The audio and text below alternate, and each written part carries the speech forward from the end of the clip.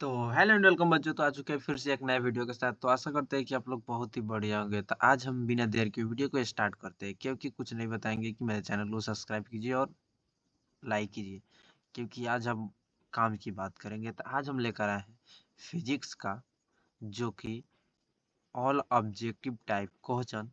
तो चलिए हम लोग शुरू करते हैं। जहाँ पर यहाँ पर देखिएगा, एक नंबर क्वेश्चन है कि प्रकाश कौन सा तरंग है। यानी एक नंबर क्वेश्चन है, प्रकाश कौन सा तरंग है। तो बताइए प्रकाश कौन सा तरंग है। आप लोग बताइए प्रकाश कौन सा तरंग है। प्रकाश कौन सा तरंग है। तो प्रकाश अनुप्रस्थ या चुंबकीय तरंग है। प्रकाश कौन सा तरंग है, अनुप्रस्थ या चुंबकीय तरंग है। उसके बाद है कि प्रकाश गमन करती है। प्रकाश गमन करती है। प्रकाश गमन करती है। तो प्रकाश कहाँ गमन करती है, सीधी रेखा में। तो क्या होगा, सीधी रेखा में होगा। उसके बाद है कि प्रकाश की चाल सबसे अधिक किसमें होती है। प्रकाश की चाल सबसे अधिक किसमें होती है। प्रकाश की चाल सबसे अधिक किसमें होती है, तो निर्वात में होती है। किसमें होती है, निर्वात में होती है। प्रकाश की चाल सबसे अधिक किसमें होती है, निर्वात में होती है। निर्वात में प्रकाश की चाल कितनी होती है। निर्वात में प्रकाश की चाल 3 × 10⁸ मीटर प्रति सेकेंड होती है। निर्वात में प्रकाश की चाल कितनी होती है। निर्वात में प्रकाश की चाल कितनी होती है, 3 × 10⁸ मीटर प्रति सेकेंड होती है। उसके बाद है कि प्रकाश के परिवर्तन के कितने नियम है। तो बताइए कि प्रकाश परिवर्तन के कितने नियम होते हैं। प्रकाश परिवर्तन के कितने नियम होते हैं। तो प्रकाश परिवर्तन के 2 नियम होते हैं। प्रकाश परिवर्तन के 2 नियम होते हैं। उसके बाद है कि प्रकाश के परिवर्तन के नियम से निर्धारित होता है। प्रकाश के परिवर्तन के नियम से निर्धारित होता है। क्या निर्धारित होता है, प्रकाश के परिवर्तन के नियम से निर्धारित होता है। प्रकाश के परिवर्तन के नियम से निर्धारित होता है। तो आपतन कोण बराबर परावर्तन कोण होता है।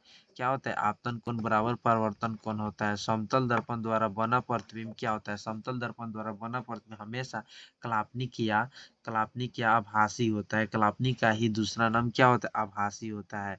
यानी समतल दर्पण द्वारा बना प्रतिबिंब हमेशा क्या होता है, काल्पनिक या आभासी होता है। काल्पनिक या क्या होता है, आभासी होता है। आभासी होता है। उसके बाद यहाँ पर एक क्वेश्चन कि दर्पण के सामने किसी वस्तु की दूरी इस पर स्थिति वस्तु की प्रतिबिंब सीधा प्रतीत होता है, तो वह दर्पण कौन सा होगा। यानी समतल दर्पण के सामने, समतल दर्पण है, किसी दर्पण के सामने किसी भी दूरी पर स्थित वस्तु का प्रतिबिंब अगर सीधा प्राप्त होता है, प्रतीत होता है, तो वह दर्पण कौन सा होगा। तो दर्पण के सामने अगर सीधा प्रतिबिंब प्राप्त होता है, तो वह दर्पण कौन सा होगा, समतल होगा, नहीं तो उत्तल होगा। समतल या उत्तल दोनों में से एक दर्पण कोई भी होगा, क्योंकि समतल और उत्तल में ही हमेशा क्या होता है, सीधा और आभासी प्रतिबिंब बनता है।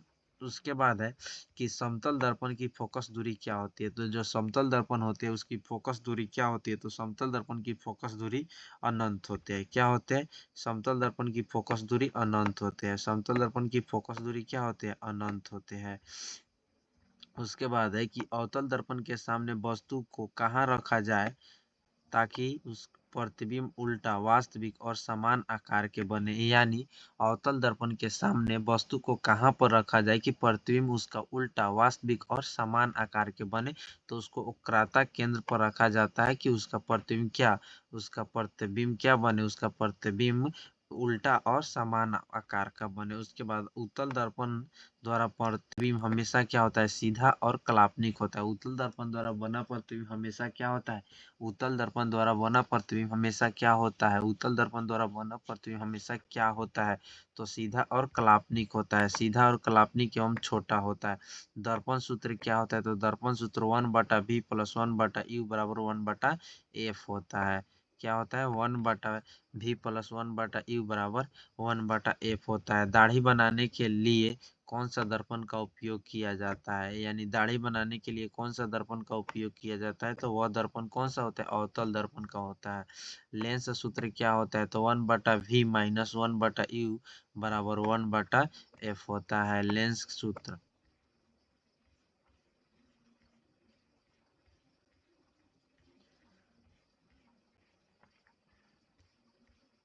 चलिए यहाँ पर है कि किसी कार के अग्रदीप में प्रयुक्त दर्पण कौन सा होता है? तो कार के अग्रदीप में कौन सा दर्पण प्रयुक्त होता है? कार के अग्रदीप में प्रयुक्त दर्पण कौन सा होता है? तो वह दर्पण उत्तल दर्पण होता है।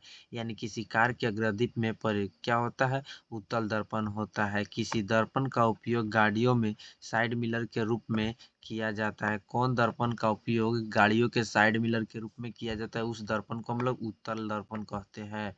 यानी नए कार्तीय परिपाटी के अनुसार दर्पण के सामने रखे गए बीम की दूरी ली जाती है। क्या ली जाती है? यानी नए कार्तीय परिपाटी के अनुसार दर्पण के सामने रखे गए बीम की दूरी हमेशा ऋणात्मक ली जाती है, यानी माइनस में ली जाती है। किसी दर्पण की फोकस दूरी धनात्मक होती है। किस दर्पण की फोकस दूरी धनात्मक होती है? तो उस दर्पण को हम लोग उत्तल दर्पण कहते हैं। क्या कहते हैं? उत्तल दर्पण कहते हैं। यदि किसी के वस्तु का आवर्धन ऋणात्मक हो तो उसका प्रतिबिंब की प्रकृति क्या होगी? जिस वस्तु का आवर्धन अगर ऋणात्मक हो तो वह वास्तविक और उल्टा प्रतिबिंब बनाएगा। वह वास्तविक और उल्टा प्रतिबिंब बनाएगा। वह वास्तविक और उल्टा प्रतिबिंब बनाएगा। उसके बाद है कि दांत विशेषज्ञ किस दर्पण का उपयोग मरीज के दांतों को बड़ा प्रतिबिंब देखने के लिए किया जाता है? तो वह अवतल दर्पण का उपयोग करेगा, क्योंकि अवतल दर्पण में ही बड़ा प्रतिबिंब बनता है। उसके बाद है कि गोलीय दर्पण परावर्तक पृष्ठ की वृत्ताकार सीमा रेखा का व्यास क्या होता है? क्या कहलाते हैं? गोलीय दर्पण परावर्तक पृष्ठ की वृत्ताकार सीमा रेखा व्यास क्या कहलाता है? तो उसे हम लोग गोलीय दर्पण का द्वारक कहते हैं। उसे हम लोग क्या कहते हैं? गोलीय दर्पण का द्वारक कहते हैं। हजामत के लिए किस दर्पण का उपयोग होता है? हजामत के लिए किस दर्पण का उपयोग होता है? हजामत के लिए किस दर्पण का उपयोग होता है? जो हजामत के लिए अवतल दर्पण का उपयोग होता है। अवतल दर्पण का उपयोग होता है। उसके बाद काल्पनिक प्रतिबिंब होता है। काल्पनिक प्रतिबिंब क्या होता है? तो सीधा होता है। यानी काल्पनिक प्रतिबिंब क्या होता है? सीधा होता है। सीधा होता है। गोलीय दर्पण की फोकसांतर एवं वक्रता त्रिज्या के बीच क्या संबंध है? यानी गोलीय दर्पण की फोकसांतर एवं वक्रता त्रिज्या के बीच क्या संबंध है? एफ बराबर आर बटा टू होता है। एफ बराबर आर बटा टू होता है। उसके बाद है किसी बीम का अवतल दर्पण द्वारा बना प्रतिबिंब आभासी, सीधा, बड़ा पाया जाता है तो वस्तु की स्थिति कहाँ होनी चाहिए? तो दर्पण के ध्रुव तथा मुख्य फोकस के बीच। मुख्य फोकस के बीच यानी किसी बीम का अवतल दर्पण द्वारा बना प्रतिबिंब आभासी, सीधा तथा बड़ा पाया गया वस्तु की स्थिति कहाँ होनी चाहिए? तो दर्पण के ध्रुव तथा मुख्य फोकस के बीच। उसके बाद है कि किस दर्पण से दूर की वस्तु का प्रतिबिंब सदैव सीधा होता है? किस दर्पण से दूर की वस्तु का प्रतिबिंब सदैव सीधा होता है? किस दर्पण से दूर की वस्तु की प्रतिबिंब सदैव सीधा होता है? तो वह दर्पण उत्तल या समतल हो, या उत्तल या समतल, समतल या उत्तल होता है। समतल या उत्तल होता है। उसके बाद है कि अवतल दर्पण की फोकस दूरी क्या होती है? तो अवतल दर्पण की फोकस दूरी हमेशा ऋणात्मक होती है। अवतल दर्पण की फोकस दूरी क्या होती है? हमेशा ऋणात्मक होती है। किस दर्पण से हमेशा वस्तु से छोटा प्रतिबिंब प्राप्त होता है? किस दर्पण से हमेशा वस्तु से छोटा प्रतिबिंब प्राप्त होता है? तो वह उत्तल दर्पण होता है। वायु में प्रकाश की चाल निर्वात की अपेक्षा क्या होती है? कम होती है। वायु में प्रकाश की चाल निर्वात की अपेक्षा कम होती है। प्रकाश की चाल भिन्न भिन्न माध्यमों में क्या होती है? भिन्न भिन्न होती है। प्रकाश की चाल भिन्न भिन्न माध्यमों में क्या होती है? भिन्न भिन्न होती है।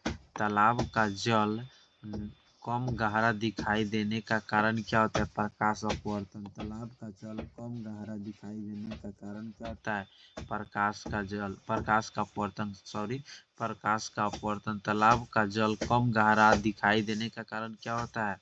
प्रकाश का अपवर्तन। किसी लेंस द्वारा उत्पन्न आवर्धन का ऐसा ही मात्रक क्या होता है? आवर्धन का मात्रक नहीं होता है, वह मात्रकहीन होता है। वह क्या होता है? मात्रकहीन होता है। लेंस की मुख्य फोकस से की संख्या क्या होती है? लेंस की मुख्य फोकस की संख्या 2 होते हैं। लेंस की मुख्य फोकस की संख्या 2 होते हैं। अवतल लेंस का आवर्धन m बराबर क्या होता है?